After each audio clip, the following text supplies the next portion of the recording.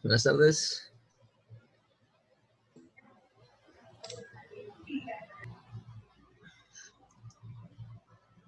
Bueno, muchachos, vamos a continuar con el tema. Yo creo que hoy ya terminamos el contenido del curso, ¿sí? En la próxima clase la vamos a dedicar a ejercicios. De pronto, al final de la clase vamos a analizar algún ejercicio. Solamente analizarlo, no lo vamos a desarrollar porque no creo que alcance el tiempo. Pero en la próxima clase sí va a estar dedicada toda a ejercicios sobre entropía. Entonces, les voy a pedir que revisen la lista. Yo ya la dejé en el este. Y si tienen alguna duda en particular sobre alguno de los ejercicios, pues la idea es que la hagan para que la podamos revisar en la próxima clase. Entonces, en la clase anterior habíamos quedado en el tema de eficiencias isentrópicas, ¿no? Entonces habíamos estudiado todo aquello ¿de qué? De lo del comportamiento, cómo se calculaba el trabajo reversible en dispositivos que funcionaban en flujo estable, como bombas, compresores o turbinas. Y habíamos visto pues que la condición de reversibilidad, ¿sí? Es decir, la condición en donde no había una entropía generada, era la condición donde los dispositivos que consumen energía consumían la menor cantidad de energía, es decir, una bomba o un compresor siempre va a consumir la menor cantidad de energía cuando funciona en un proceso reversible isentrópico. Y lo mismo ocurría en turbinas, ¿no? Siempre que nosotros establecemos una condición isentrópica reversible, pues nosotros estamos diciendo que está trabajando con la condición en las turbinas, por ejemplo, es cuando se maximiza la energía producida, ¿sí? Entonces, en un proceso isentrópico reversible, yo tengo la mayor generación de entropía y en el caso de compresores y bombas, yo tengo el menor consumo de energía. Entonces, nosotros habíamos visto cómo se determinaba aquí la eficiencia isentrópica para una turbina, ¿no? Entonces se compara lo que es el trabajo real con el trabajo isentrópico que se está produciendo, ¿cierto? Entonces, en las turbinas se produce la mayor cantidad de trabajo en la condición isentrópica y en la condición real, pues una cantidad de la energía que podría producirse se va a implementar o se va a disipar en las irreversibilidades que tenga ese sistema. Entonces, se compara ese proceso real con el isentrópico. En el caso de bombas y compresores, se hace lo mismo, ¿no? Entonces, la eficiencia isentrópica no es más que una comparación, por ejemplo, bueno, entonces aquí la eficiencia, coloquemos aquí bombas, ¿sí? Entonces, la eficiencia isentrópica de la bomba no es más que una relación entre, en este caso es al contrario, ¿no? El trabajo isentrópico siempre va a ser el menor trabajo en una bomba comparado con el trabajo real, ¿sí? Esos trabajos es una multiplicación de la masa por un diferencial delta amperes. Entonces, en el caso del trabajo isentrópico, nos va a quedar que eso es igual a un H2 isentrópico menos un H1, ¿sí? Y en el caso real, es un H2 menos un H1, ¿sí? Que es lo que más o menos tenemos aquí, ¿no? Bueno, H2A le colocan en los libros. Entonces, aquí nosotros vemos que partimos del mismo estado, ¿no? Y vamos a comparar el proceso isentrópico, que es este de acá, en línea continua, lo vamos a comparar con el proceso real, en línea punteada. Entonces, como vemos, el delta H, aquí recordemos que este es el diagrama de Molière, de entalpía contra entropía, y que de aquí puede uno determinar rápidamente lo que son los trabajos específicos, ¿no? Entonces, el trabajo específico, es decir, el trabajo por unidad de masa para el caso isentrópico, siempre va a ser menor que para el caso real, ¿no? Entonces, como vemos, existe un desplazamiento de la curva en el caso real hacia la derecha, debido a que existe una entropía generada, ¿no? Entonces, debido a las irreversibilidades del proceso, pues la entropía mía va a crecer. Que es lo mismo que ocurría en las turbinas, ¿no? En las turbinas también, en el caso real, hay un desplazamiento hacia la derecha, y en este caso, la energía generada en el caso real siempre va a ser menor que en el caso isentrópico de las turbinas. Entonces, de todas formas, esto lo podemos aproximar a algo, ¿no? ¿Se acuerdan que nosotros habíamos tratado de determinar cómo se determinaba el trabajo reversible en una bomba? ¿Sí? Entonces, como aquí estamos diciendo que es isoentrópico reversible, este delta H yo lo puedo determinar mediante una ecuación también fácil, ¿no? Que es que esto lo puedo aproximar al cálculo de un B por un delta de presiones, en el caso de las bombas, ¿no? En el caso de las bombas yo puedo hacer esta aproximación, puesto que en las bombas las variaciones de energía interna son mínimas, entonces este delta H es, el U de este delta H se cancela, y el volumen específico se mantiene casi constante porque son en condiciones de líquido comprimido. Y aquí se coloca el H2A menos el H1. Aquí no se puede hacer esto mismo porque en este caso ya tenemos irreversibilidades y no sería un proceso isoentrópico. Entonces, en el caso del trabajo isoentrópico lo aproximamos a esto y en el caso real se deja únicamente con las entalpías. Ya para los compresores, se considera la misma ecuación, solo que la vamos a dejar de esta forma, ¿sí? O sea, la dejamos de esta forma. ¿Listo? Ahí ya en el caso del trabajo isoentrópico, pues ya dependerá de... ¿Se acuerdan que habíamos dicho que en compresores había diferentes casos ideales para el trabajo isoentrópico, ¿no? Entonces, cuando es esto... perdón. Cuando yo hago un trabajo reversible, existen tres posibles trabajos idealizados, ¿no? El isoentrópico o adiabático, ¿no? El isotérmico y el politrópico, ¿no? Entonces eran los tres tipos cuando nosotros teníamos trabajo reversible en un compresor. Pero pues, bueno, entonces, normalmente aquí nos interesa es el isoentrópico en este tipo de análisis. Bueno, entonces, para esto pues también había un ejercicio propuesto. Aquí ya es lo que estábamos analizando era la eficiencia de un compresor, el efecto de la eficiencia en un compresor. Entonces, fijémonos qué es lo que nos dice este ejercicio. Entonces, tenemos aire que estamos comprimiendo en un compresor adiabático. Entonces, hacer un compresor adiabático, tenemos que el calor transferido aquí es 0, ¿no? Y nos dice que estamos pasando de una condición de 100 kilopascales y 285 Kelvin a una presión de 800 kilopascales. ¿Este estado está definido? ¿El aire a la entrada está definido termodinámicamente?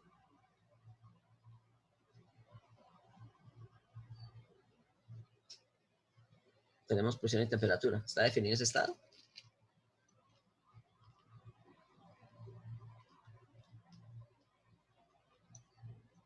Creo que con las tablas se puede definir, ¿no? Sí, ¿no? O sea, pero está definido, ¿no? Entonces, es Sí. decir, es un estado termodinámico definido por lo que tenemos dos propiedades termodinámicas intensivas, independientes, ¿no? Entonces, este estado está definido. ¿A la salida está definido? Solo tenemos un estado, ¿no? Porque solo tendríamos una. Solo tenemos una propiedad, ¿no? Entonces, por ahora no está definido. Entonces, miremos qué más nos dice el ejercicio. Entonces, nos dice que acá hay un flujo másico, ¿no? Tenemos un flujo másico de 0.2 kilogramos por segundo, ¿sí? Y nos dicen, si la eficiencia isoentrópica del compresor es de 80%, determine la temperatura del aire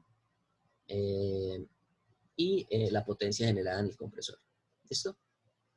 Entonces, nos están dando la eficiencia isoentrópica, ¿no? Entonces nosotros sabemos que la eficiencia isoentrópica en un compresor es de 0.8,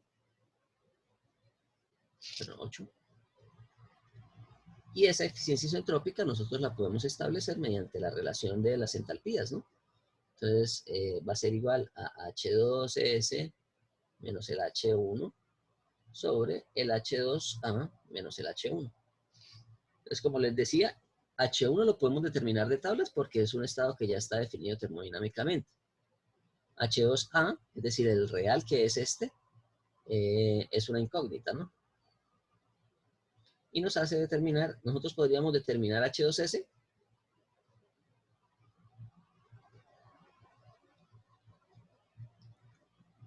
el H2 isentrópico. Entonces, fijémonos aquí. Bueno, en primer lugar, coloquémoslo aquí, A. Estado 1 está definido.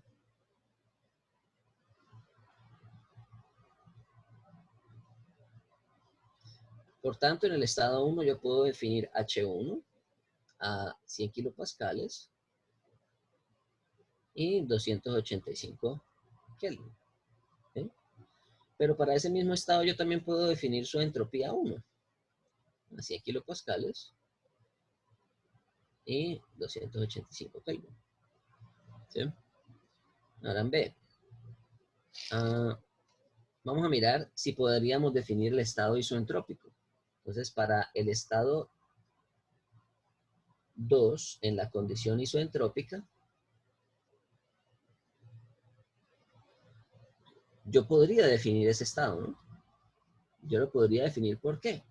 Porque en el estado 2S, yo sé que debo tener la presión que tengo aquí de 800 kilopascales y debo tener, ¿qué? Una entropía 2 igual a una entropía 1. Y la entropía 1 la defino acá. Entonces, este estado también está definido. ¿Sí? Entonces, como tercer paso, resolvemos el análisis de la ecuación de eficiencia isentrópica.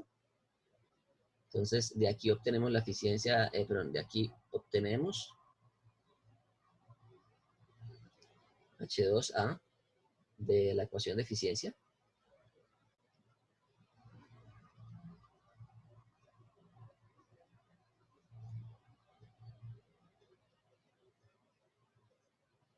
¿Sí? Y con este H2A, yo podría determinar la temperatura 2 real a una presión de 800 kilopascales y una entalpía igual a la entalpía de H2A. Y con tablas podría yo determinar este valor. ¿Sí? Ya para finalizar, pues no es más que aplicar la ecuación de primera ley para este proceso y definir cuánto es la potencia, ¿no? Entonces, la potencia en un compresor no es más, como no hay trabajo, entonces el trabajo se elimina y me queda que esto es igual al M punto por un H2A menos un H1. ¿Listo? Aquí, como ya le estoy colocando su índice compresor, ya le estoy indicando la dirección que está entrando, entonces me debe dar un valor positivo, ¿no? Si yo lo dejo como trabajo neto, me debe dar un valor negativo, porque yo todavía no le estoy indicando la dirección. Entonces, es un ejercicio más conceptual que otra cosa. Entonces, lo dejo ahí para que lo resuelvan y si tienen alguna duda me pregunten. Listo, muchachos. Entonces, con eso concluimos lo que hace referencia a las eficiencias isotrópicas. Y ahora vamos a proceder a mirar el último tema, que es el tema de entropía, balance de entropía. Dame un segundo, voy a ir por agua. Ya vengo.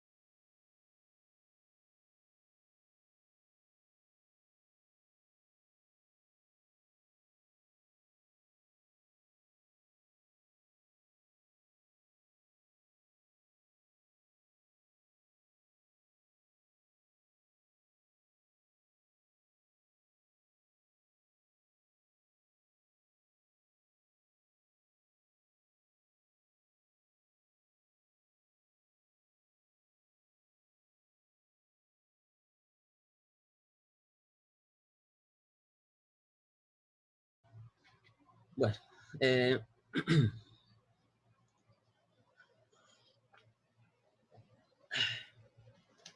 entonces vamos a empezar el tema, el último tema del curso. Es un tema que vamos a ver, es un tema cortico, ¿no?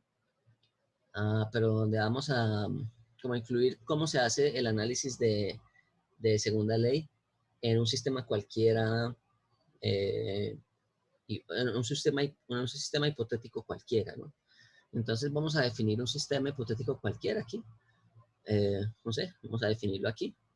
A ese sistema le vamos a asignar, obviamente, su respectiva frontera, ¿no? Mediante la cual va a intercambiar o va a interactuar energéticamente con sus alrededores, ¿sí? Y, bueno, y vamos a decir que esa frontera puede ser una frontera con intercambio de masa, ¿no? O sea, con entrada o con salida de masa. Entonces, puede haber una transferencia de masa hacia sus alrededores o de los alrededores hacia el sistema. ¿Listo? Entonces vamos a definir esto como nuestro sistema. Y vamos a definir aquí todo lo que está, entonces como los alrededores. ¿Listo? Entonces, ¿de qué manera puede interactuar el sistema con los alrededores? Pues puede haber interacciones energéticas de calor o de trabajo, tanto entrando como saliendo, ¿no? Y igualmente pueden haber interacciones de masa, ¿no? Entonces yo puedo tener un flujo másico entrando y puedo tener un flujo másico saliendo. ¿Sí? Ok, entonces, cuando nosotros establecíamos o hacíamos o realizábamos el análisis de la primera ley, entonces vamos a colocar aquí, ¿qué es lo que le decía la primera ley? Pues que todos estos elementos o todas estas formas de energía deben satisfacer una propiedad de conservación, ¿no? O sea, deben garantizar que debe haber una conservación de ese concepto, ¿no? Que es el concepto de la energía. Entonces, cuando analizábamos un sistema cualquiera mediante el análisis de la primera ley, lo que estábamos haciendo era básicamente haciendo una conservación de la energía.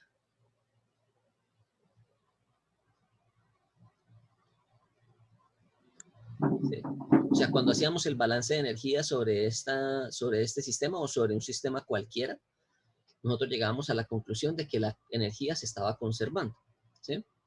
¿Qué quiere decir eso? Pues que la cantidad de energía que entra a un sistema menos la cantidad de energía que sale del sistema debe ser igual al cambio de energía dentro del sistema, ¿sí?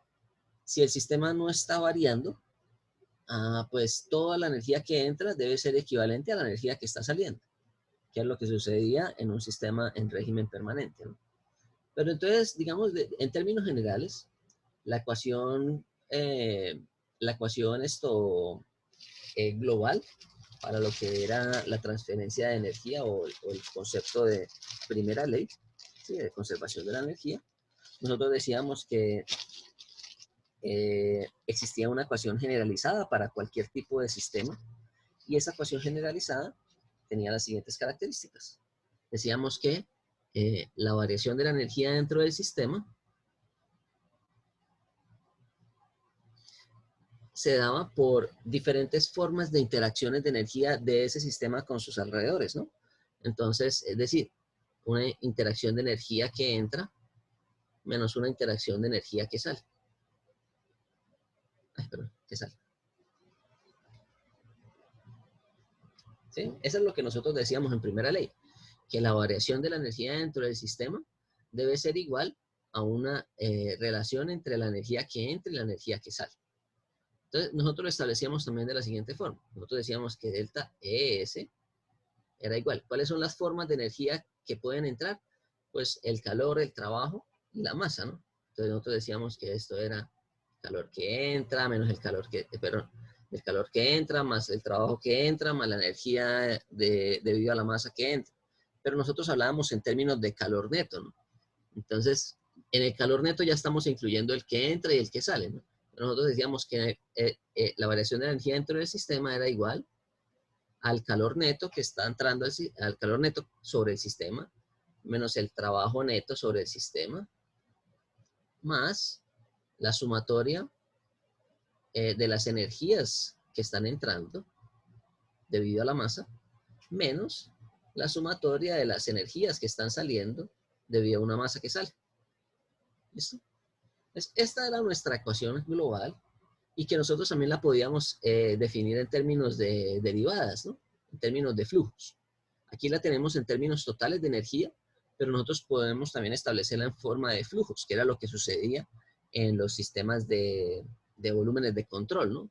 Entonces, los volúmenes de control, nosotros decíamos que la variación infinitesimal de la energía en el tiempo,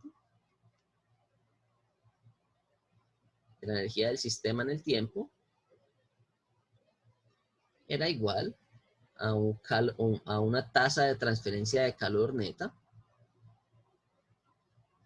menos una tasa de generación de trabajo neto o de consumo de trabajo neto, más un flujo, más la sumatoria de los flujos de masa multiplicadas por sus respectivas energías específicas, menos la sumatoria de los flujos multiplicado por las energías específicas que salen.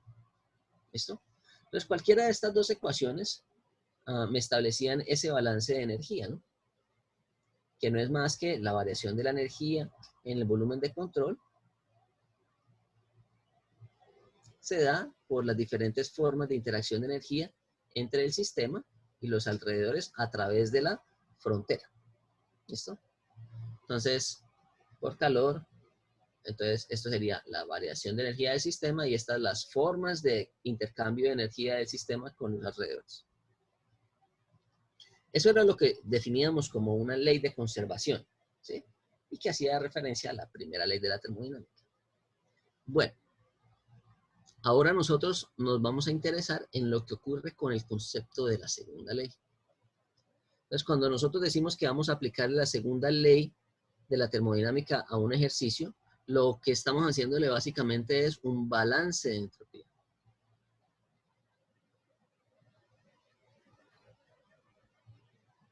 Y al hacer ese balance de entropía, nosotros vamos a ver que a diferencia del balance de la energía, cuando nosotros hacemos el análisis de entropía de un sistema, nos damos cuenta de que la entropía no se conserva. ¿Por qué no se conserva la energía? ¿Qué era lo que había en el balance de entropía que mostraba que era diferente de la energía?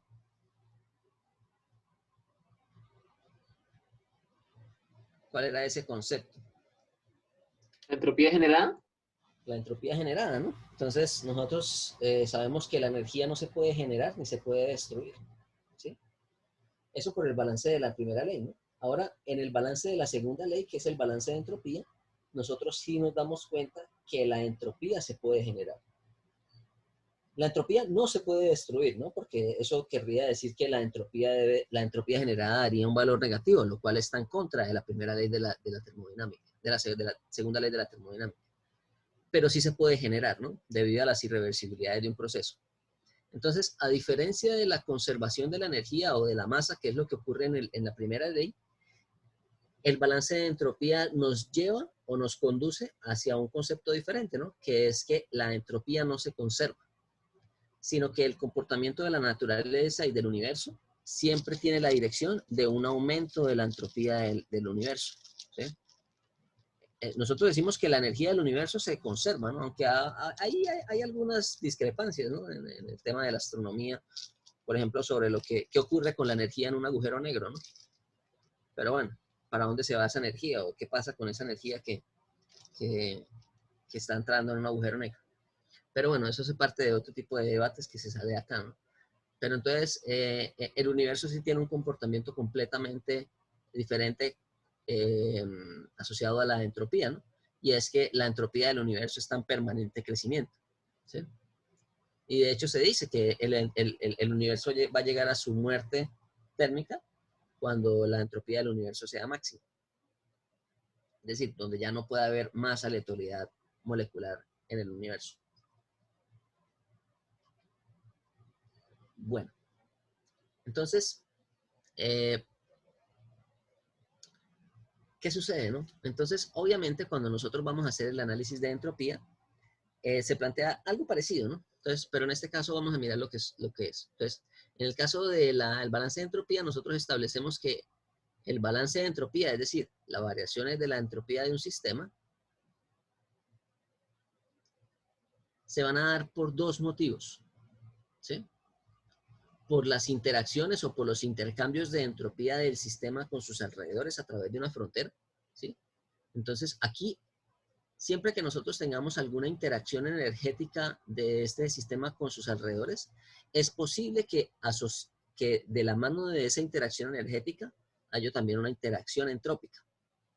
Entonces, aquí nosotros podemos establecer algo parecido a esto, ¿no? Entonces, que la diferencia de entropías entre un sistema es equivalente a la entropía que entra menos la entropía que sale, ¿sí? Pero además de esto, nosotros podemos tener en el balance de entropía que la variación de entropía de un sistema, cuando no entra ni sale entropía, se puede dar también por el efecto de las irreversibilidades que surjan en ese proceso. Entonces vamos a mirar componente por componente, a ver qué significa cada uno de estos ¿sí? Tres grandes grupos que componen esta ecuación, ¿no? Entonces, este primero que tenemos acá nos está indicando el cambio de entropía de un sistema, ¿no? Esto es el cambio de entropía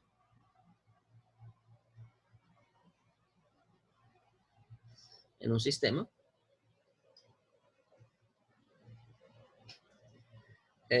durante un proceso.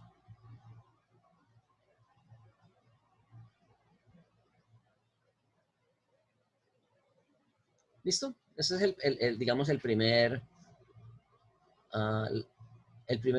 elemento que compone esa ecuación. Ahora vamos a mirar este que está aquí en rojo, ¿no? Como les dije, cada vez que nosotros tenemos algún tipo de interacción con los alrededores, es posible que haya también una interacción de entropía, ¿sí? ¿Cuáles son las formas de interacción de un sistema con sus alrededores? ¿De qué manera puede interactuar un sistema con sus alrededores en términos energéticos?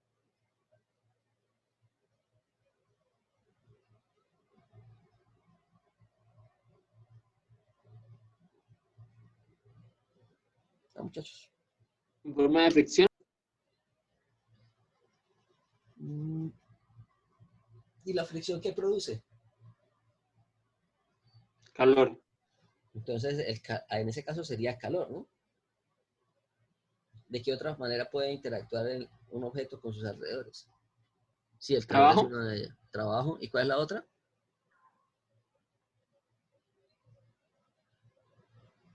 Ya me dijo trabajo, me dijo calor. ¿Y cuál es la otra? Energía interna, profe, la masa. ¿Perdón? No la escuché. La energía interna, profe, la energía de la masa. Coloquemos la energía asociada a una masa, porque usted me dice la energía interna por una masa, no es adecuado, ¿no? Porque sería la energía interna, la entalpía por una masa. Ahí sí. ¿Sí? O sea, nosotros tenemos interacciones energéticas por calor, por trabajo o por masa, ¿no? O sea, si sale masa de un sistema, la masa se lleva de ese sistema una cantidad de energía. Entonces, siempre que hay interacción, siempre que hay una masa entrando a un sistema o saliendo de un sistema, esa masa lleva consigo una cantidad de energía asociada, ¿no? Bueno, entonces, vamos a mirar lo siguiente. Entonces, este segundo término que tenemos aquí en rojo, lo que me indica es una transferencia de entropía a través de una frontera.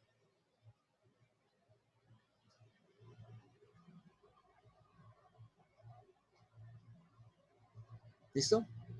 Y por último nos queda este último término, que no es más que la entropía generada.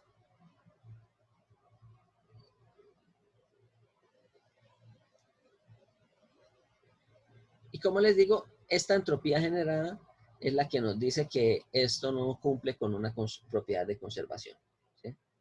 Entonces, como existe este término, nosotros podemos decir fácilmente que la entropía no cumple una ley de conservación.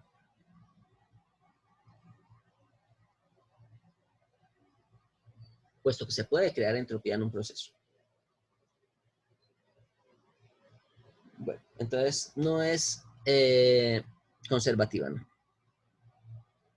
Bueno, entonces ahora lo que vamos a analizar es cada uno de esos elementos paso a paso, ¿sí? El primer elemento de esa ecuación es obviamente la variación de entropía en un sistema. Entonces vamos a resolverla aquí.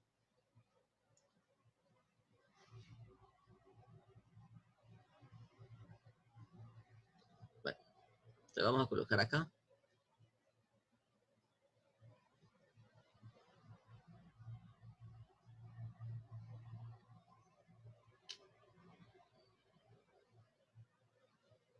Entonces, un segundo. Ese cambio de entropía en el sistema es el que ya vimos previamente, ¿no?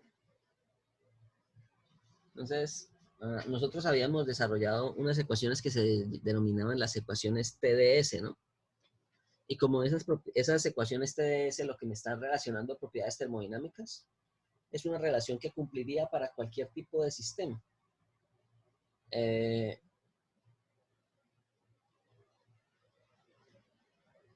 Entonces nosotros habíamos visto que de esas ecuaciones TDS nosotros podíamos derivar ecuaciones, ¿no? Que me pudiesen determinar, por ejemplo, entalpía en función de otras propiedades, pero entropía en función de otras propiedades, ¿sí? Y nosotros habíamos dicho que, bueno, qué sucedía con los sólidos, qué sucedía con los líquidos y todo aquello, ¿no? Entonces, básicamente, esa variación de la entropía de un sistema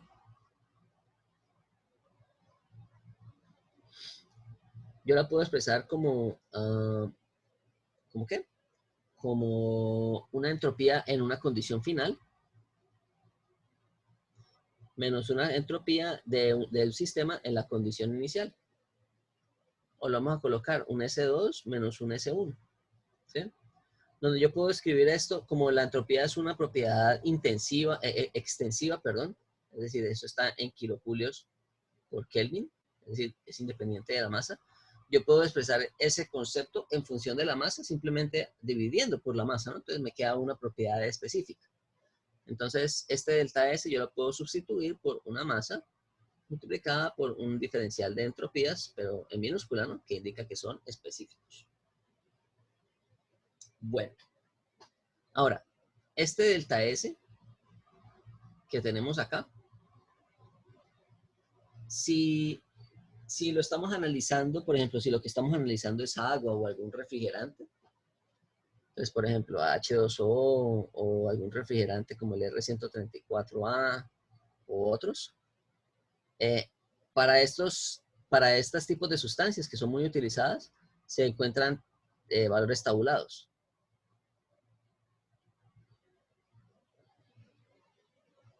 ¿Sí? Entonces, para esos tipos de sustancias se encuentran valores tabulados en los libros, en las referencias. Y con esas tablas ustedes podrían determinar en qué condiciones está variando un sistema.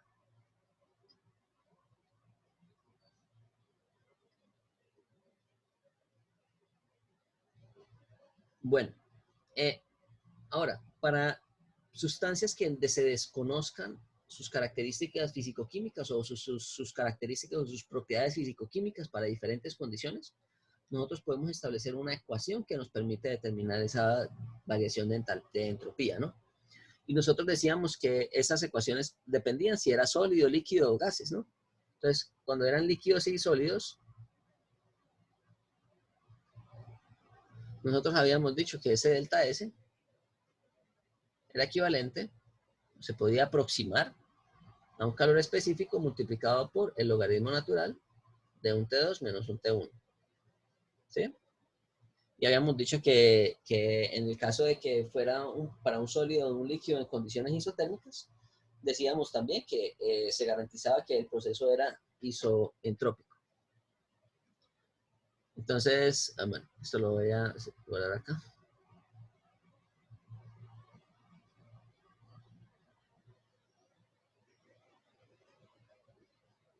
Bueno,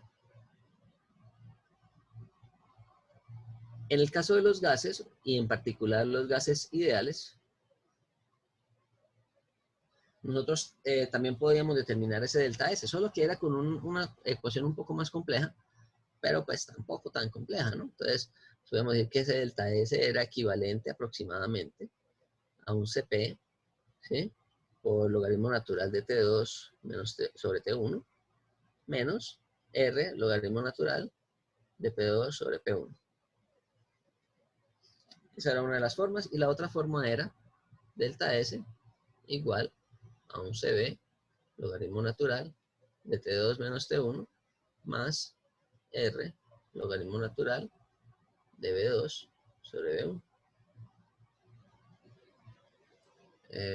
Volumen específico, ¿no?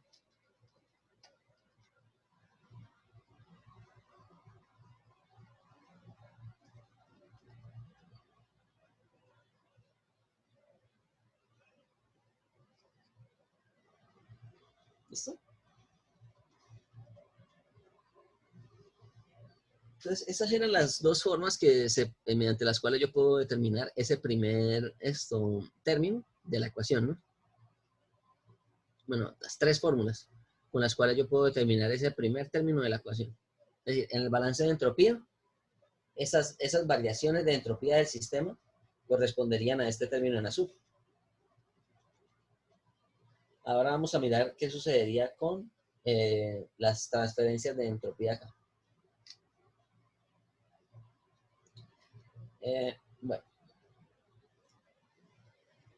esas transferencias de entropía a través de la frontera, como les dije, se puede dar según las interacciones de energía que haya en ese sistema. Entonces vamos a empezar a mirar qué sucede con cada una de ellas.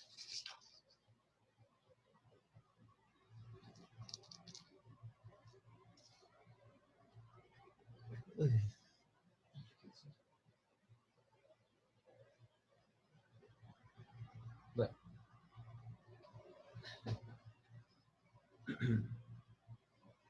Entonces,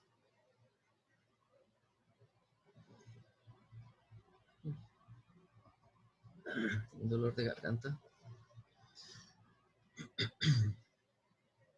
Bueno, entonces, vamos a mirar ahora entonces lo que es la transferencia de entropía. Entonces sería el S que entra menos la entropía que sale. ¿Sí? Transferencia de entropía. ¿Qué tanta entropía está entrando y qué tanta entropía está saliendo ¿de la qué? De mi sistema. Entonces a esto le vamos a denominar una transferencia de entropía.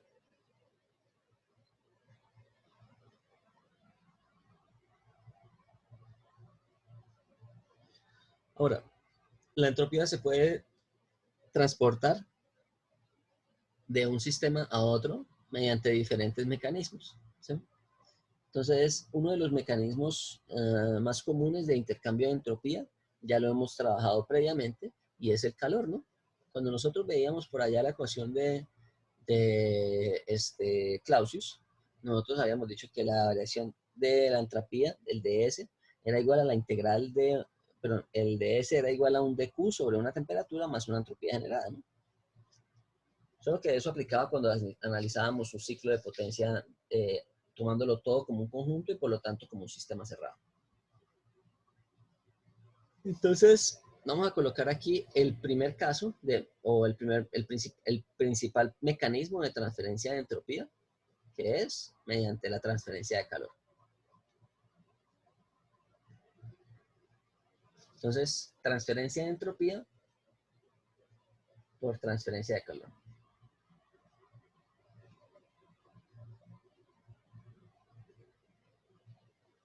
Entonces, algunos puntos como para incluir acá es lo siguiente, que la transferencia de calor es una forma desorganizada de energía, ¿no?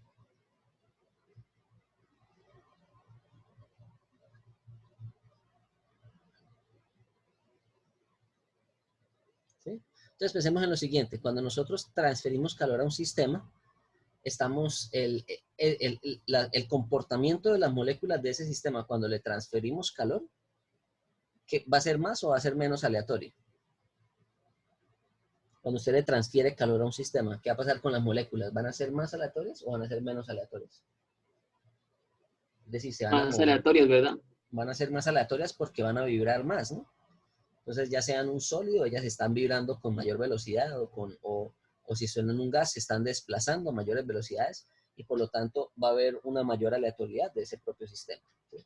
En la medida ahora, lo mismo ocurre si yo hago el proceso inverso, ¿no? Si yo retiro energía del sistema en forma de calor, estoy retirando aleatoriedad del sistema, ¿sí? Y estoy reduciendo la temperatura del sistema. Al reducir la temperatura de un sistema, yo hago que la aleatoriedad baje un poco, ¿sí? Por lo que las moléculas ya no van a estar moviéndose tan rápidamente. Bueno.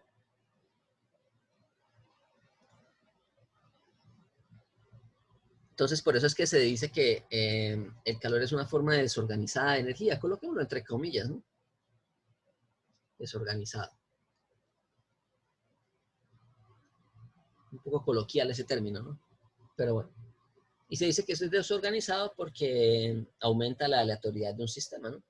Entonces, entre mayor calor haya, mayor aleatoriedad de un sistema va a haber. Por lo tanto, va a haber una mayor entropía en el sistema cuando se hace esa transferencia. Bueno.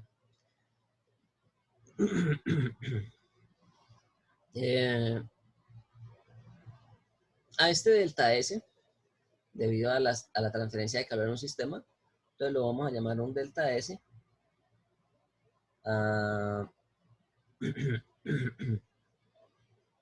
Delta S de calor.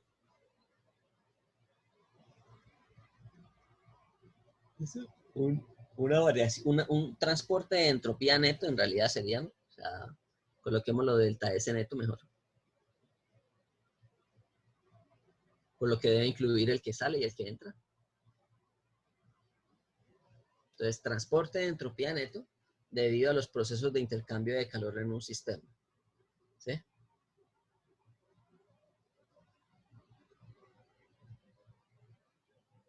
Bueno.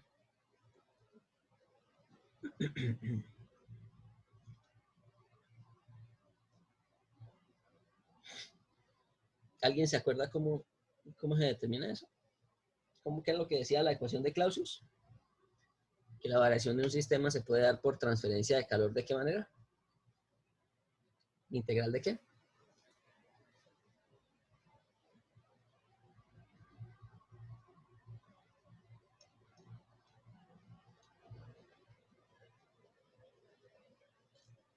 ¿Listo? Entonces, en un proceso 1-2,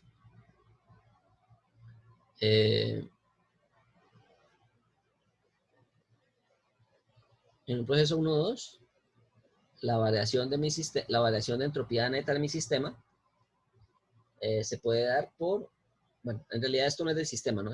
El transporte de entropía a través de una frontera neto se puede dar por la transferencia de calor, ¿no? Y se calcula de esta manera, ¿no? Entonces, esto que nosotros tenemos aquí es una transferencia de entropía. Y esa transferencia de entropía yo la puedo lograr por las diferentes formas de interacción energética con el sistema. Una de esas formas de interacción es por calor. Entonces, cuando hay calor, esta transferencia neta de calor hacia el sistema produce una diferencia de entropías. Y se calcula de esta fórmula, ¿sí? Donde la temperatura en esta fórmula es la temperatura de la frontera que se esté analizando. Bueno.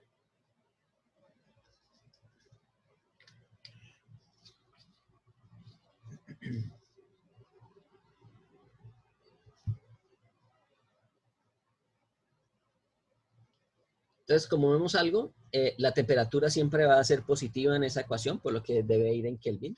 Entonces, esta temperatura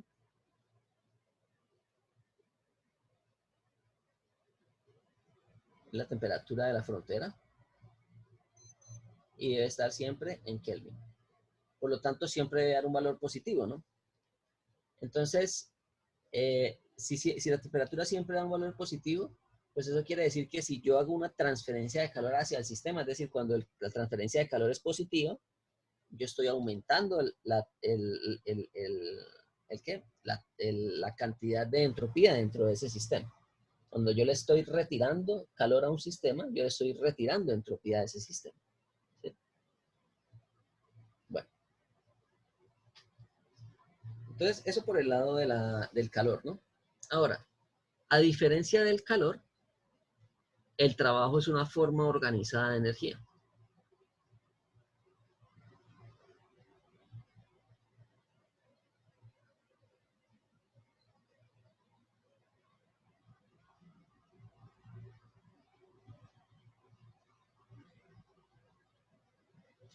Y al ser una forma organizada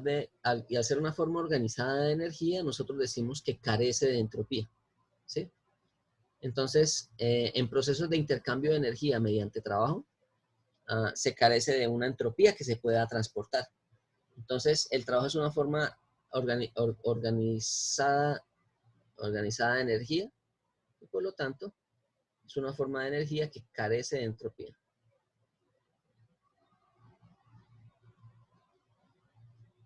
Y por lo tanto, la variación de la entropía neta asociada a un trabajo es igual a cero. ¿Listo? Entonces, si a mí me dicen que en un sistema se está desarrollando trabajo, uno sabe que ese trabajo no tiene nada que ver con la entropía.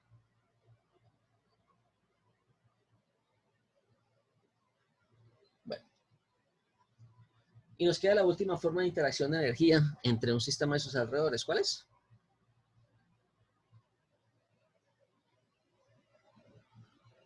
Flujo másico. Flujo básico. Entonces, la tercera forma es cuando hay un transporte de masa, cuando hay un flujo másico. Nuevamente, entonces, cuando tenemos un flujo másico, coloquemos esto en rojo mejor.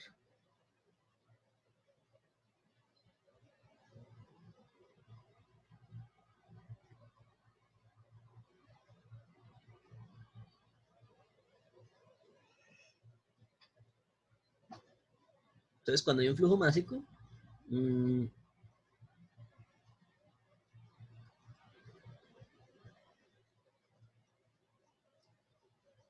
cuando hay un flujo másico, yo también tengo una... recordemos que, nuevamente, la entropía, entonces vamos a colocar acá. La entropía es una propiedad extensiva, ¿no? Y al ser una propiedad extensiva,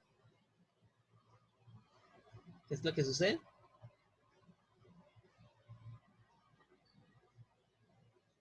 Es una propiedad que depende de la masa del sistema, ¿cierto? Entonces, ¿qué es lo mismo que la energía? Toda cantidad de sustancia en la naturaleza tiene una cantidad de energía por más pequeña que sea, ¿no? Cualquier piedra tiene energía de cualquier tipo, ¿no? Pero, por ejemplo, si la piedra está quieta en una posición y no se mueve en el espacio, y fuera de eso, tampoco tiene no está sujeta a una fuerza centrífuga, pero desde que la piedra tenga temperatura superior a la temperatura absoluta, tiene energía, ¿sí? Su energía puede ser muy pequeña, pero tiene una energía. Entonces, lo mismo sucede con la entropía, ¿no? Entonces, como la entropía es una propiedad extensiva, así como la energía, todo cuerpo tiene entropía, ¿sí? Cada uno de nosotros, cada uno de nuestros cuerpos tiene una cantidad de entropía, o sea, tiene un grado de desorden, ¿sí? Entonces, como nosotros sabemos, nuestro cuerpo es dinámico. En nuestro cuerpo están ocurriendo permanentemente reacciones químicas y bueno, cualquier tipo de fenómenos físico-químicos, ¿no? Entonces, o bioquímicos, ¿sí? Entonces, cada uno de esos procesos bioquímicos tiene una entropía asociada, ¿no? Y una masa y tiene, sí, cualquier sustancia o cualquier objeto que tenga masa va a tener entropía. Entonces, si nosotros estamos hablando que una de las formas de interacción de energía de un cuerpo con otro es mediante un flujo de masa, pues nosotros tenemos que saber que si hay una cantidad de masa que está entrando a un sistema o que está saliendo del sistema, tenemos que obligatoriamente decir que esa masa se está llevando en ese procedimiento una cantidad de entropía, ¿sí? O mejor aún, que cada vez que hay un flujo de masa a través de una frontera, hay un transporte de entropía a través de esa frontera. Bueno, faltó de pronto aquí mencionar algo, ¿no? En esta parte del trabajo, ¿no? Entonces, ¿cuánto creen que va a ser el transporte de entropía neto por calor cuando el sistema es adiabático?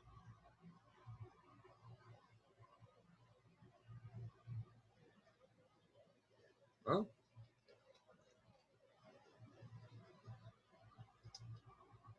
Cuando el sistema es adiabático, ¿cuál va a ser el transporte neto de entropía? ¿Cuál va a ser la transferencia neta de entropía? Por ese motivo, por el motivo de calor.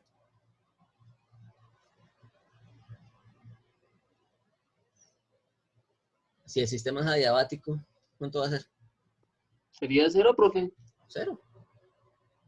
Entonces, en el caso de ser adiabático, yo simplemente no tengo un transporte de entropía por calor.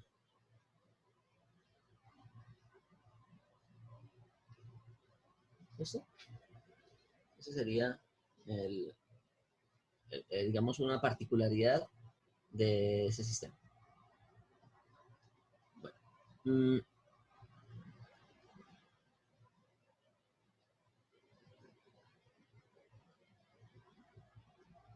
entonces, volviendo aquí al flujo másico,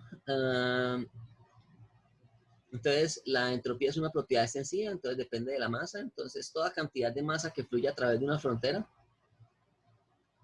toda cantidad de masa o toda masa que fluya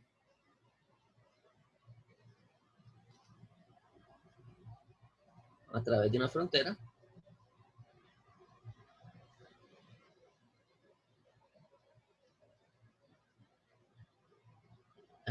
transporta una cantidad de entropía.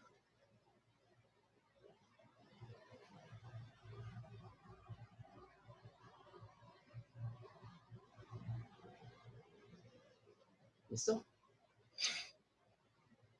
Pues siempre que entre masa a un sistema, aumenta la entropía de ese sistema. Siempre que salga masa de un sistema, disminuye la entropía del sistema. Entonces, esto queda una ecuación bastante sencilla. Entonces, si nosotros decimos que el transporte neto de entropía asociado a un flujo másico no va a ser más que la entropía que entra menos la entropía que sale. Así de sencillo.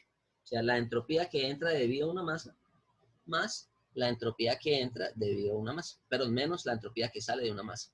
Entonces, ¿esto queda cómo? Esto queda la masa, o si son múltiples masas entrando, entonces la sumatoria de la masa multiplicada por una entropía específica que está entrando, menos la masa por una cantidad de entropía específica que está saliendo.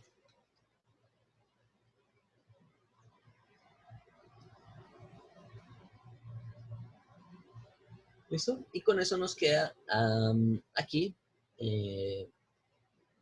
la ecuación del transporte de entropía debido a un flujo másico a través de una frontera. Bueno.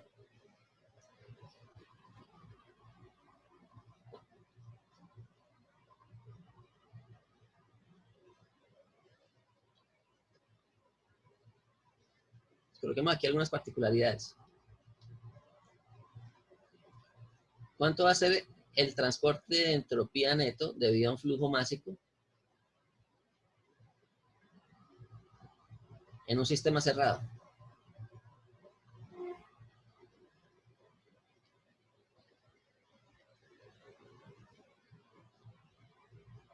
¿No?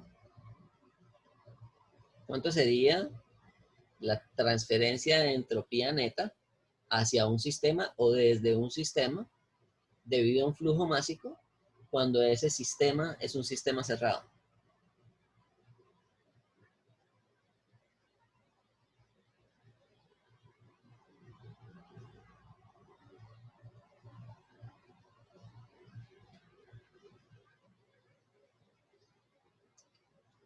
¿Cuánto va a ser?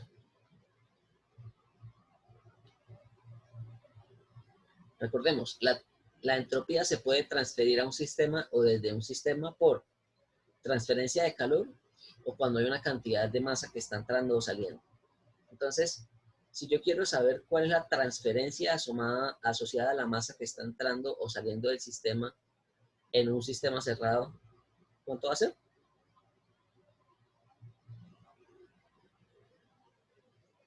¿Cuánto va a ser la variación de entropía en un sistema cerrado cuando sale o entra masa?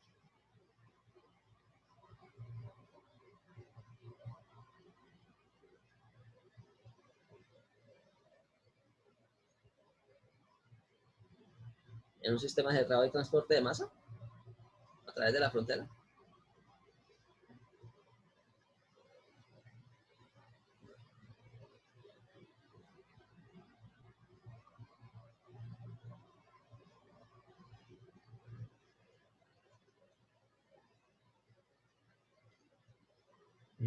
Bueno, entonces, recordemos, sistemas cerrados no transportan, no considera el transporte de masa a través de la frontera. Únicamente calor y trabajo, ¿sí? Que es lo que sucede en cualquier sistema cilindro-pistón.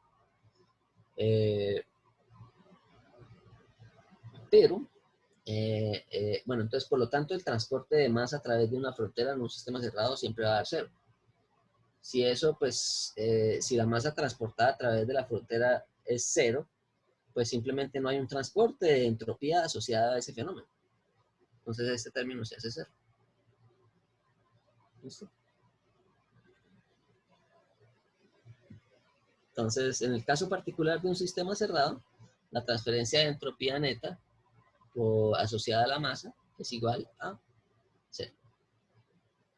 Bueno, entonces con esto ya vimos el segundo elemento de esa ecuación. Entonces, habíamos visto este primer elemento, que es la variación de la entropía en un sistema, se da por un transporte de entropía o una transferencia de entropía a través de una frontera, ¿sí?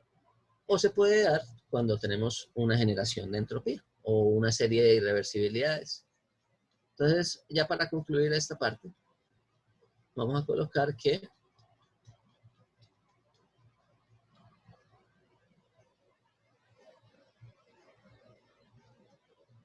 entropía generada.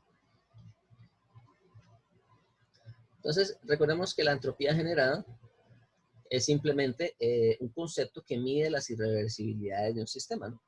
O es un concepto que determina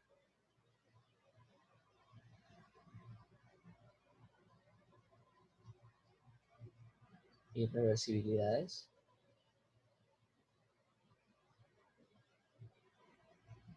de un sistema, ¿sí? O que está asociado a las irreversibilidades de un sistema o de un proceso, mejor de un proceso.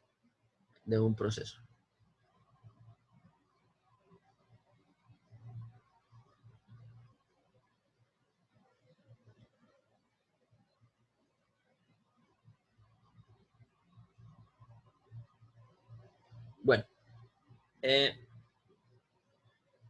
normalmente la entropía generada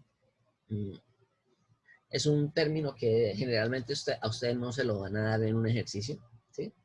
O sea, es muy poco probable que ustedes encuentren un ejercicio en el que le digan, si la entropía generada es de tanto, entonces calcule tal cosa. Pues no tiene mucho sentido. Pues, ¿saben por qué? Porque la entropía generada generalmente es el objetivo final del análisis de segunda ley. ¿Sí? Cuando nosotros hacemos el análisis de segunda ley en un ejercicio, lo que nosotros buscamos verificar es que ese ejercicio o ese proceso cumpla con los conceptos de la segunda ley de la termodinámica. ¿Sí? Es decir, que no haya transferencia de calor espontánea de un cuerpo de baja temperatura a uno de alta temperatura, o que se genere calor, o que se genere trabajo cuando yo hago una transferencia de calor de un cuerpo de alta temperatura a uno de baja. ¿Sí? Entonces, siempre que nosotros hagamos el estudio de un sistema como este que tenemos aquí planteado, lo primero que nosotros hacemos es mirar si cumple con la primera ley de la termodinámica, es decir, que sus características energéticas o de interacción energéticas con sus alrededores cumplan con lo esperado para la conservación de la energía. ¿Sí? Ahora, en el balance de entropía, a lo que nosotros nos interesa es hacer un análisis de cuánto va a ser este valor de la entropía generada. ¿Sí? Entonces, esta entropía generada generalmente se vuelve nuestro foco en el momento de analizar un sistema por la segunda ley. ¿Sí? Y la entropía generada lo que me dice es si el proceso es reversible, irreversible o imposible. ¿Sí? Entonces, o lo podemos dividir en dos. Nos dice si un proceso es posible o no es posible. ¿Sí? Si es posible, hay dos alternativas, que la entropía generada es cero o que dé mayor a cero. Es decir, cuando es reversible o cuando hay irreversible. ¿Sí? Pero si lo analizamos en términos mayores, nosotros del análisis de entropía o de balance de entropía, lo que nos interesa verificar es si el proceso que se está estudiando cumple con los conceptos de la segunda ley. ¿Sí? Y ese proceso va a cumplir con los conceptos de la segunda ley cuando su entropía generada de un valor diferente de negativo. ¿Sí? Entonces, si la entropía generada le da negativo, usted inmediatamente dice, ese proceso no se puede dar porque estaría violando la segunda ley de la termodinámica. A pesar de que pueda cumplir con la primera ley, ¿no? O sea, hay muchos procesos que se pueden cumplir con esta primera ley, pero no cumplen con esta segunda. Entonces, la entropía generada generalmente es el objeto de estudio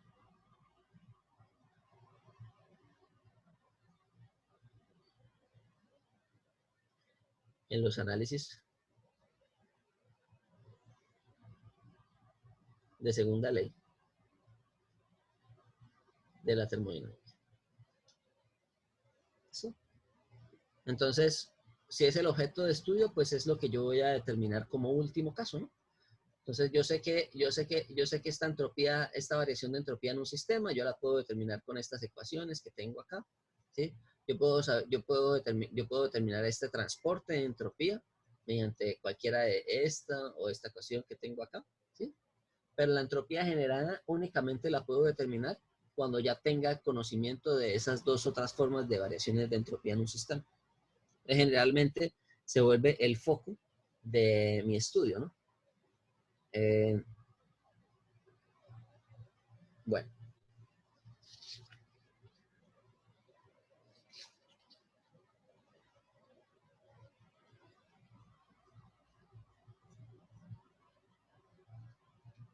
Entonces vamos a ver las particularidades con los diferentes tipos de sistemas. ¿Cuáles son los diferentes tipos de sistemas que nosotros vimos en el curso? ¿Sistemas qué y sistemas qué? ¿Cuáles fueron los primeros sistemas que vimos?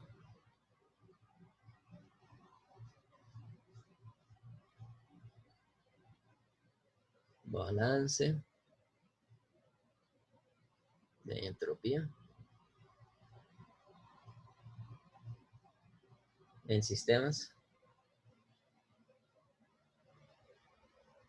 ¿Cuáles son los tipos de sistemas que trabajamos? Sistemas cerrados. Sistema cerrado. ¿Listo? Entonces, balance de entropía en sistemas cerrados. Bueno.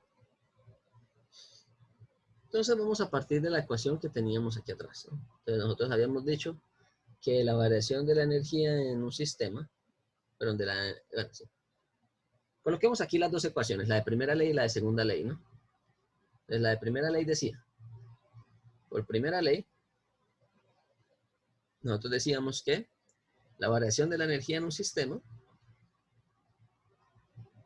generalmente la aproximábamos a la variación de la energía interna cuando desconsideramos la energía potencial o energía cinética. Pero si estamos considerando la energía potencial o energía cinética, lo dejamos como la variación de la energía del sistema, o un delta U, ¿sí?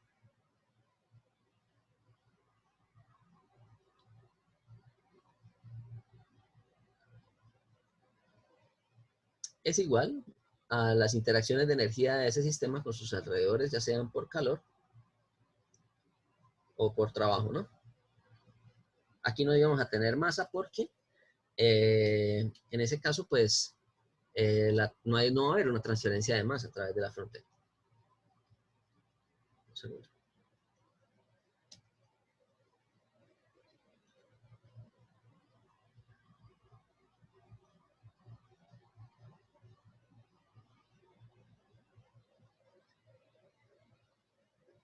Bueno.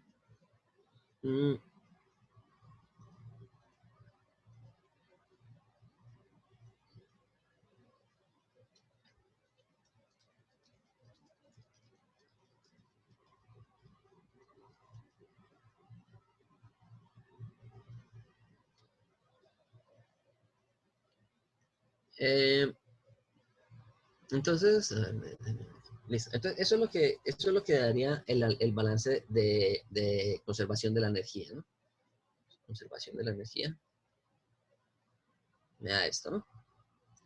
Ahora, si nosotros hacemos el análisis de segunda ley, o un balance de entropía, entonces conservación de energía, y aquí colocamos un balance de entropía. Recuerden que balance es diferente a conservación, ¿no? El balance es que la entropía esté bien balanceada. La conservación es que la energía se conserva en el proceso. O sea, no hay generación ni destrucción.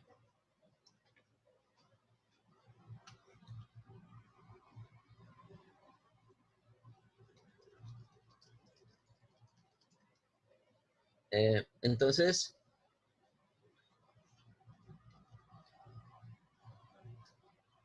el balance de entropía, entonces, como les decía, es de la ecuación general que nosotros teníamos acá, ¿sí? Era que nosotros tenemos que la variación de entropía en un sistema se da por el transporte de entropía a través de la frontera o por una entropía generada. Entonces yo voy a tener aquí que la variación de la entropía dentro de mi sistema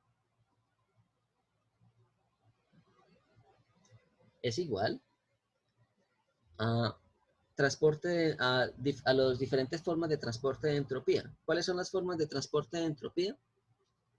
Por calor o por masa, ¿no? Si estamos hablando de sistemas cerrados, pues simplemente no va a haber transporte de entropía por masa porque no va a haber transporte de masa a través de la frontera. Entonces, únicamente nos va a quedar que la diferencia la diferencia de entropías en el sistema se va a dar por la entropía neta transferida por calor más una entropía generada. ¿Sí? Ahora, esta entropía neta por calor se puede expresar, en algunos libros lo expresan como la sumatoria, ¿sí? Lo expresan como la sumatoria de I de la integral de un dq sub I sobre una temperatura sub I, ¿sí? Más una entropía generada. ¿Por qué una sumatoria? Porque podría en un proceso haber simultaneidad de intercambios de calor, ¿no? Entonces pensemos en lo siguiente. Pensemos que usted tiene aquí una barra, ¿no? ¿Sí? Y usted esta barra, por ejemplo, lo que ocurre en cualquier disipador de energía, ¿no? Entonces, usted aquí en esta barra, digamos que en esta barra, aquí en la superficie de, esta es una superficie, ¿no? Entonces, si yo quiero analizar únicamente la barra como mi sistema de análisis, ¿sí? Y esta superficie se está calentando, entonces aquí yo voy a tener una transferencia de calor, ¿no? Porque esta superficie va a estar caliente. Entonces, a la barra yo le voy a transferir una cantidad de calor aquí, ¿no? Pero esta barra puede estar disipando también calor aquí por cualquiera de estos lados. ¿Sí? Eso lo van a ver ustedes cuando vean el curso de transferencia de calor, ¿no? Entonces, esto se llama sistemas aleteados, ¿no? Que es lo que uno hace cuando va a diseñar, por ejemplo, un disipador de energía. Entonces, uno lo que diseña es un intercambiador, ¿no? Y ese intercambiador normalmente está... Ustedes han visto, por ejemplo, los aires acondicionados, que ellos tienen como un tubo y ese tubo tiene unas rejillas. Entonces, esas rejillas son las aletas de esos tubos que mejoran la disipación de energía. Entonces, en este caso yo tengo aquí una cantidad de calor que transfiero acá al sistema en esta área, ¿sí? Y el resto del área del sistema, es decir, en esta área y en esta área, yo puedo tener un calor que se está transfiriendo, pero hacia afuera del sistema. Entonces yo puedo tener múltiples calores en un único sistema. Entonces, por eso en algunos libros se puede encontrar que esta transporte neto de entropía por calor es la sumatoria de todos los calores a través de una frontera. Pero también lo podríamos colocar como la integral de un calor, considerando que este es un calor neto, sobre una temperatura Ti, sobre una frontera con temperatura Ti, más una entropía general. ¿Listo?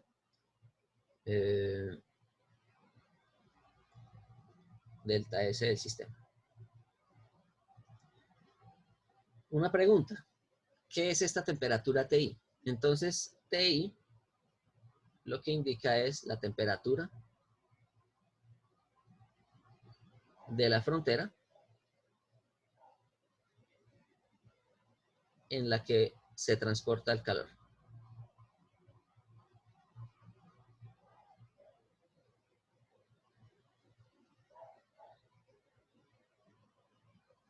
Entonces, aquí definir esta temperatura es bastante importante, ¿sí? Pensemos en lo siguiente. Nuevamente, pensemos en esta barra. ¿La temperatura de la barra va a ir variando en la dirección longitudinal?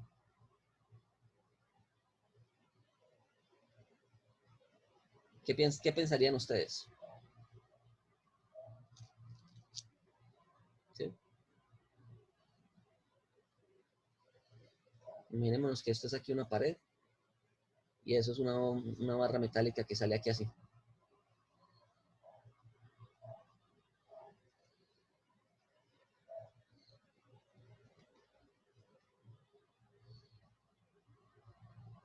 ¿No?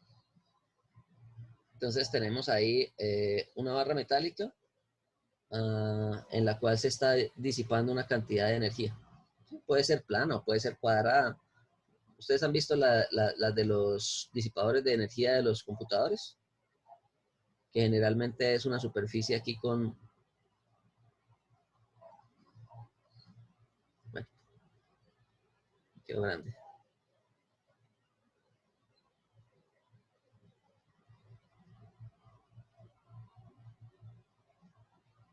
Sí, que son como... Es como una base con múltiples barritas que van disipando energía, ¿no? En un computador. Entonces, normalmente esta superficie está a una temperatura, ¿no? Normalmente esta es una temperatura a la superficie. ¿Sí? Por aquí es por donde se transfiere calor hacia la barra. ¿Sí? Ahora, en la longitud de toda esta barra va a ir cambiando la temperatura, ¿no? Entonces, por acá será más caliente, acá se irá enfriando, ¿sí? por aquí se irá enfriando esa temperatura, y ya aquí cerca del final puede que la temperatura no esté tan caliente. ¿Sí? Puede que sea algo más o menos así. ¿Sí? Entonces aquí va a haber toda una variación de la temperatura. Entonces la temperatura TI, esta temperatura TI,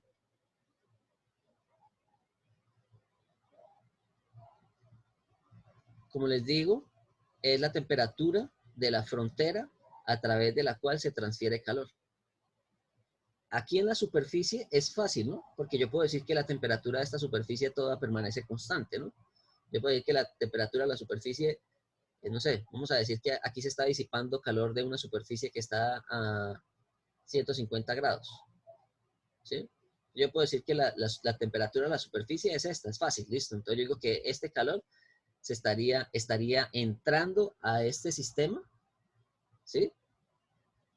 A través de una superficie que tendría 150 grados Celsius, ¿no? Habría que pasarlo a Kelvin, ¿no? Entonces, esto a Kelvin quedaría 323 Kelvin. ¿Ok? 423, ¿no?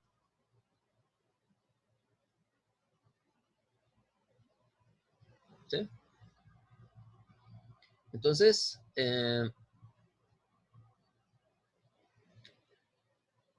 si nosotros planteamos aquí, bueno, ahora otra cosa, ¿no? Entonces, aquí se transfiere calor a la barra, ¿no? Pero la barra también transfiere calor hacia el ambiente. ¿Cuál va a ser la frontera que nosotros vamos a definir? ¿Cómo definiríamos la frontera? Por eso les decía que esta temperatura TI va a depender de dónde usted coloque la frontera. Si yo coloco la frontera en el interior de la barra, me queda difícil determinar esa temperatura, ¿no? Porque la temperatura va a variar según la longitud de la barra. Entonces no va a ser una temperatura constante, ¿no? Entonces, ¿qué es lo que podemos nosotros hacer? Podemos ir desplazando esta frontera un poco. Entonces vamos a decir, la frontera no va a ser acá ahora, sino va a ser acá. ¿Sí? O va a ser, no sé, va a ser por acá. Pues a través de acá se sigue transportando esa cantidad de calor, pero yo puedo decir que ahora la temperatura de esta frontera no es la temperatura de la barra, sino que va a ser la temperatura ambiente. ¿Sí? Aquí ya va a ser la temperatura del ambiente que está circundando a esta barra. Y yo puedo decir que esa temperatura del ambiente es de, qué sé yo, 27 grados. Entonces, ahí yo ya puedo establecer que ese calor que se está disipando a través de una frontera que la voy a definir como la temperatura ambiental. ¿Sí? Es lo que uno generalmente suele hacer en los ejercicios de termodinámica. Entonces, esta sería la ecuación con la cual nosotros determinamos el análisis de segunda ley o de balance de entropía para un sistema cerrado. ¿Sí? La variación de la entropía en el sistema sería igual al transporte de entropía neto asociado a una transferencia de calor, ¿sí? Más una entropía generada. ¿Sí?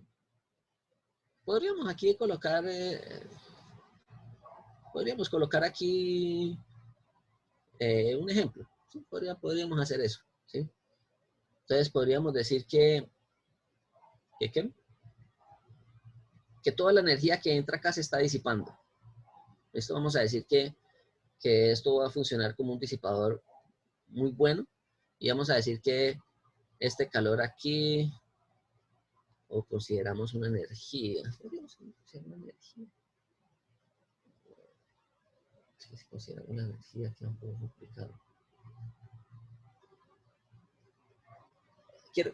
Quiero desarrollar la ecuación para este ejercicio para que ustedes más o menos lo entiendan, ¿no?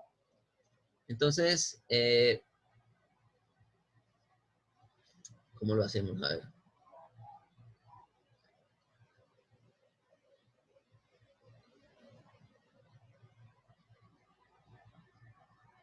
Bueno, pensemos en el siguiente caso. Obviamente, esto es una barra sólida. En este caso, pues no va a haber no va a haber transferencia de masa, ¿cierto? A través de este sistema. Si nosotros decimos que este proceso ocurre en un régimen estacionario, bueno, pero ahí que ya me meto en el otro tipo. Ah, no, mentiras. Sí, digamos que eso está en un régimen estacionario. Es decir, que esta transferencia de calor que yo tengo acá es la misma que yo voy a disipar acá. ¿Listo? Por la sumatoria de todos estos calores que tengo aquí. ¿Listo? Entonces, esta transferencia de calor se está dando aquí en una frontera que tiene temperatura 150 grados, ¿no? Entonces aquí temperatura de la superficie 150 grados. ¿Sí? Y vamos a decir que este calor va a ser de, no sé, coloquémosle un valor cualquiera, coloquémosle que sea 500 vatios. ¿Listo? Entonces, eso serían 0,5 kilovatios. O 100 vatios, 0,1 kilovatios. ¿Listo? Ese calor que está entrando, pues va a ser el mismo que está saliendo. 0,1 kilovatios, porque estamos diciendo que está en régimen estacionario. Es decir, todo el calor que entra debe ser el mismo que sale. Pero como la única forma para que salga calor de energía en el caso de la barra es por transferencia de calor, pues debo mantener que el calor que entra es igual al calor que sale. Eso quiere decir que no hay energía acumulándose en el interior de este sistema. Entonces, si no hay energía acumulándose en el interior de este sistema, pues quiere decir que las características del sistema no están cambiando en el tiempo, ¿sí? Entonces, yo puedo decir que la variación de la entropía de mi sistema tiene que ser igual a 0 porque estamos en régimen estacionario, ¿sí? Y que esto debe ser igual, pues, a un calor que entra sobre una temperatura de la superficie, que es esta de acá, menos un calor que sale, que es este mismo que entra, solo que está saliendo no sobre la temperatura de la superficie, sino sobre la temperatura del ambiente, más una entropía generada. Como les digo, generalmente cuando hacemos análisis de segunda ley, lo que nos interesa a nosotros es este término. Entonces, si yo despejo la entropía generada de esta ecuación, ¿cuánto daría la entropía generada? Muchachos, les quedaría calor que sale, sería calor que sale sobre la temperatura del ambiente, 0,1 sobre la temperatura del ambiente, que sería 27 más 273, 300 Kelvin, menos el calor que entra, que sería el mismo calor, sobre la temperatura a la que estaba entrando, 423. ¿Cuánto les da esa operación?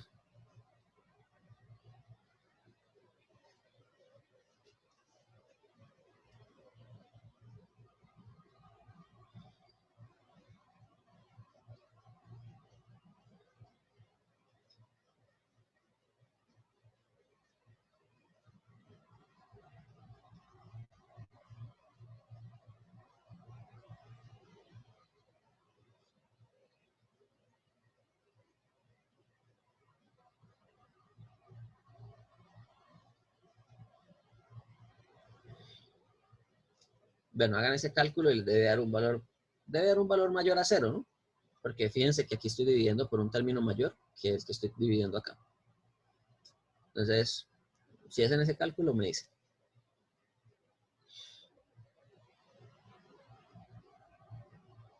Ok.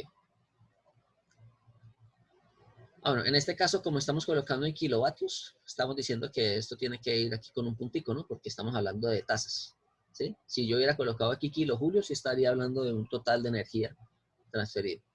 Pero como estamos colocando en kilovatios, estaríamos hablando de tasa de flujo, o sea, un flujo de energía a través de un sistema. Entonces aquí ya no quedarían julios por kilojulios por Kelvin, sino va a quedar en kilovatios por Kelvin, por lo que estamos hablando de un flujo. Profe, pues me dio 9.69 por 10 a la menos 5. No sé si... Aquí era 423 Kelvin, ¿no? ¿Cuánto dio? Sí, señor. Me dio 9.69 por 10 a la menos 5. Kilovatios por Kelvin. ¿Listo? Entonces, ¿cumple esto con el segundo principio de la termodinámica? Cumple, ¿no? El valor es positivo. Entonces quiere decir que cumple con la segunda ley. Y además de eso, ¿cómo es ese proceso? ¿Qué características tiene ese proceso del análisis de segunda ley? ¿Que es un proceso qué? ¿Cuáles eran las posibilidades que podíamos tener aquí cuando nos daban diferentes valores? Es un proceso irreversible, profe. ¿Ah? Es un proceso irreversible. Irreversible. ¿Listo? Entonces, es un proceso irreversible, ¿no? Entonces yo no puedo hacer ese mismo proceso en el sentido contrario. Por lo que estoy generando una entropía, ¿no? Entonces siempre que haya una generación de entropía, proceso irreversible. Bueno, entonces eso es lo que ocurriría en este ejercicio así rápido, ¿no? Bueno. Y este sería el balance para un sistema cerrado. Ahora miremos cómo sería el balance para un volumen de control. Balance de entropía.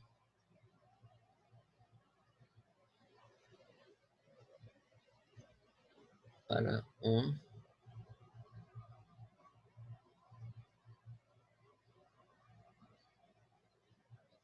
de control.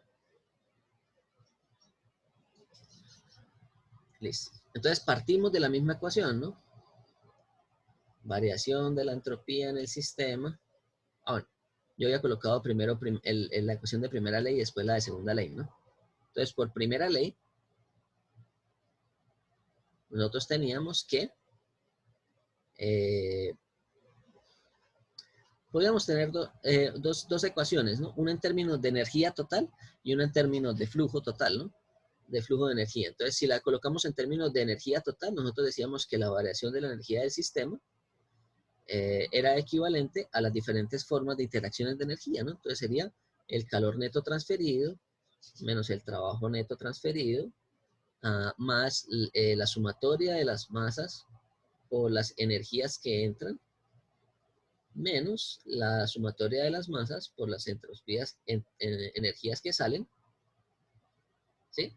Y esta era nuestra ecuación de primera ley, ¿no? Ahora, esa ecuación de primera ley yo la puedo dejar expresada, como les dije, en función de un flujo de energía, no como energías totales, porque recordemos que aquí las unidades de esto van a ser kilojulios o julios. Si yo lo dejo en función de los flujos de energía, pues es hacer el análisis temporal de cada uno de estos. Entonces quedaría la derivada de la energía dentro de mi volumen de control en el tiempo es igual a una tasa de transferencia de calor neta a través de una frontera menos una tasa de trabajo neto más un flujo que está atravesando la frontera que tiene una energía entrando y un flujo que se va a llevar una energía a través de mi frontera y que estaría saliendo. En este caso, la misma ecuación nos queda ahora en kilovatios. ¿Listo? Flujo, energía total. Entonces son las dos ecuaciones que nosotros aplicábamos para el análisis de la primera ley o de conservación de la energía.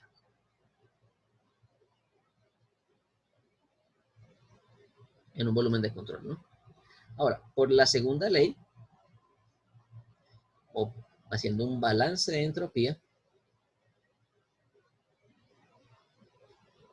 lo que nosotros tenemos es la ecuación de lo que sucede con la entropía, ¿no? Obviamente. Esto es, nosotros teníamos que la entropía es la variación de la entropía en el sistema. Se puede dar ya sea por transferencia de calor, es decir, por un transporte neto de transferencia de calor, o se puede dar por un transporte neto de transferencia de masa,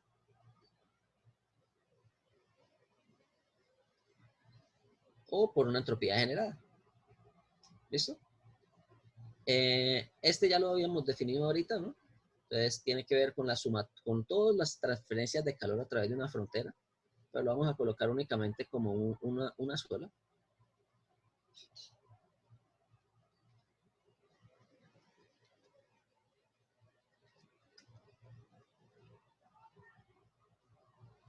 ¿Sí? Más este que tenemos acá, que tiene que ver con las entropías que tiene cada flujo. Entonces vamos a colocarlo aquí como la sumatoria de la masa multiplicada, perdón, masa, multiplicada por la entropía específica que entra, menos la sumatoria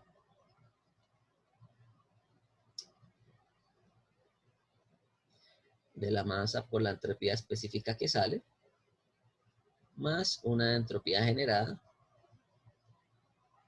sería el equivalente a la variación de la entropía de mi sistema. ¿Listo? Y esta sería la ecuación de la segunda ley de la termodinámica o del balance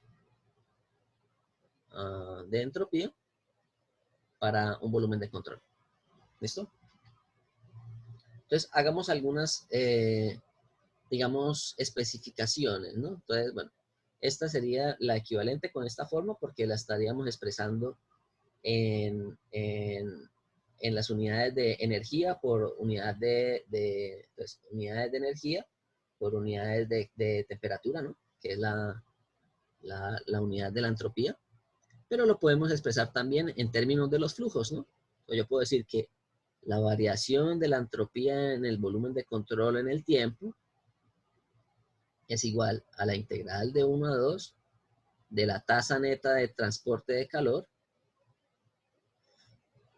más la sumatoria de un flujo, ¿cierto? Con el punto, ¿no?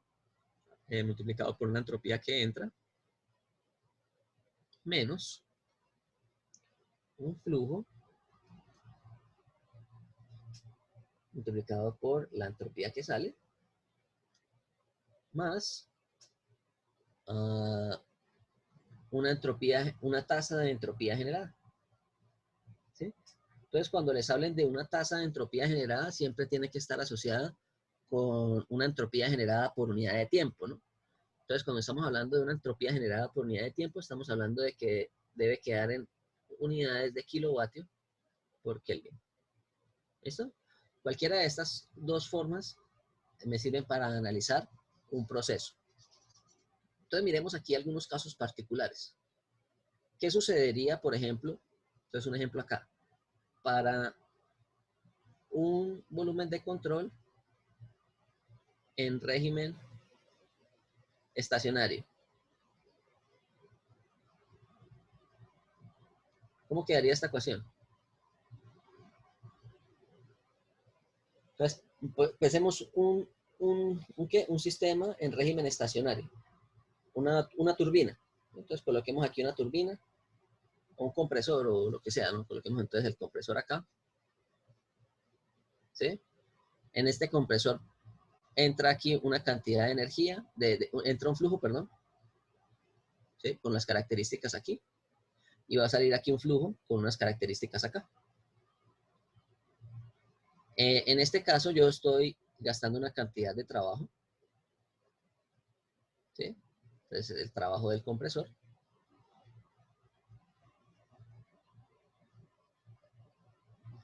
Pero vamos a decir, bueno, una potencia al compresor mejor. Acá un flujo másico y aquí el mismo flujo másico. Y vamos a decir que este compresor no está bien aislado o vamos a decir que vamos a colocar unos disipadores de calor de tal manera que aquí hay un calor en el compresor que se está disipando. Una tasa de calor en el compresor que se está disipando. ¿Listo? Nuestra frontera va a ser esta de acá. Entonces, muchachos, ¿cómo quedarían las ecuaciones? Entonces, ¿cómo quedaría la ecuación de la primera ley? Entonces, por primera ley, nosotros sabemos que la derivada temporal en el volumen de control de la energía es igual a 0, ¿no? Porque estamos diciendo que está en régimen estacionario. Entonces, en ningún punto de este sistema van a cambiar las propiedades en el tiempo, ¿sí? Cambian las características del flujo a la entrada y a la salida, pero en cada punto del diagrama se permanecen constantes las propiedades del sistema. Entonces, aquí nosotros tendríamos que el calor en el compresor está saliendo, entonces coloquémoslo ya de una vez, indiquémoslo ya o sea, no lo colocamos como calor neto, sino como ya le estamos indicando una dirección, entonces lo vamos a colocar como menos el calor del compresor, ¿cierto? Aquí el trabajo está entrando, entonces tiene que colocarse negativo, menos el trabajo en el compresor, ¿sí? Bueno, aquí coloquémoslo punto, ¿no? Como la masa es la misma, podemos factorizar la masa, ¿cierto? Y multiplicamos por la energía a la salida y a la entrada. Entonces, aquí primero a la entrada, entonces quedaríamos con H1 menos H2. ¿Sí? Si despejamos de aquí la ecuación, el trabajo en el compresor, nos quedaría que el trabajo en el compresor, aquí ya nos queda positivo. Entonces pasamos todo lo otro al otro lado de la igualdad. La potencia en el compresor, perdón, va a ser igual al flujo másico multiplicado por H2 menos H1 más el calor en el compresor. ¿Listo? Y esa sería nuestra ecuación de primera ley. Ahora, si queremos hacer el mismo análisis, pero de segunda ley en el compresor, pues nosotros vamos a tener la ecuación que teníamos allá atrás, ¿sí? Entonces, en el caso de esa ecuación, nosotros decimos que la variación de la entropía en el volumen de control en el tiempo también tiene que dar igual a 0, porque está en régimen estacionario. Como está en régimen estacionario, las propiedades de cada punto dentro de mi volumen de control van a ser constantes, no van a cambiar en el tiempo, ¿sí? Cambian en su dirección, pero se permanecen constantes en el tiempo. Entonces, esta derivada temporal es igual a 0. ¿Y aquí qué tendríamos? Nosotros tenemos una transferencia de calor, ¿no? Entonces vamos a decir que aquí la frontera, este calor que está saliendo aquí a través de una frontera, en donde tenemos una temperatura del ambiente igual a 25 grados, por ejemplo. ¿Sí? Entonces, como la temperatura es constante, entonces la integral del calor me queda constante, entonces nosotros decimos que aquí quedaría el calor que sale. Bueno, entonces coloquémosle aquí ya las direcciones. Como el calor está saliendo, le colocamos aquí negativo, calor en el compresor, sobre la temperatura, que sería la temperatura del ambiente, ¿sí? Porque es por donde está pasando ese calor. Más, hay un flujo que está entrando, ¿no? Y hay un flujo que está saliendo, entonces podemos factorizar los flujos. Esto es punto y esto es punto.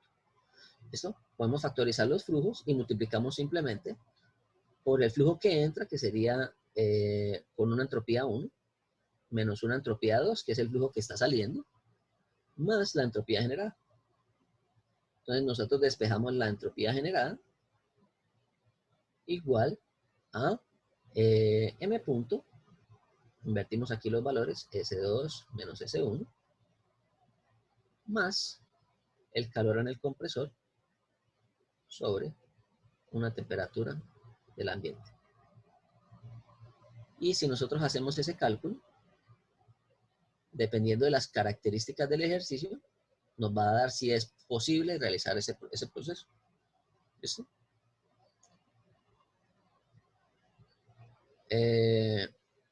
Entonces, muchachos, próxima clase les voy a pedir que revisen la lista de ejercicios. Si tienen alguna preferencia por algún ejercicio que yo haga en clase, me lo dicen antes de la clase. Bueno, aquí es tasa, ¿no? Aquí es una tasa de entropía transferida. ¿Listo? Y aquí es tasa de transferencia de calor y tasa de entropía generada. Entonces, si tienen alguna duda de alguno de los ejercicios, por favor les voy a pedir que me lo digan para la próxima clase, porque yo voy a traer 2 ejercicios preparados. ¿Listo? Entonces, si ustedes tienen alguna preferencia por algún ejercicio, pues les voy a pedir que la hagan para que lo resolvamos. ¿Sí? Si no, pues yo resuelvo los ejercicios que traigo preparados y próxima clase va a ser todo de ejercicios. ¿Listo? Entonces, ¿hay dudas, muchachos? ¿Preguntas?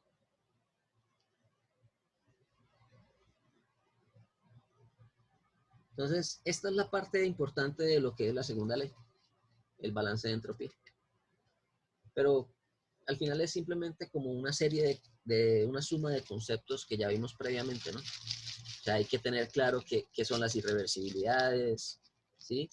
Qué sucede cuando nosotros tenemos irreversibilidades en un proceso, entonces hay una entropía generada, ¿sí?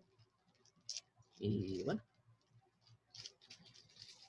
Entonces, próxima clase va a ser de ejercicios, muchachos. Traten de resolverlos, que les manden la lista. Y si tienen dudas, pues me preguntan.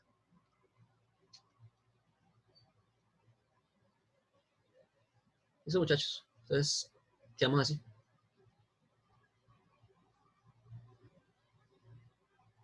Entonces, que tengan buen día y nos vemos el jueves. Hasta luego, profe. Muchas gracias. ¿Listo? Hasta luego, muchachos. profe.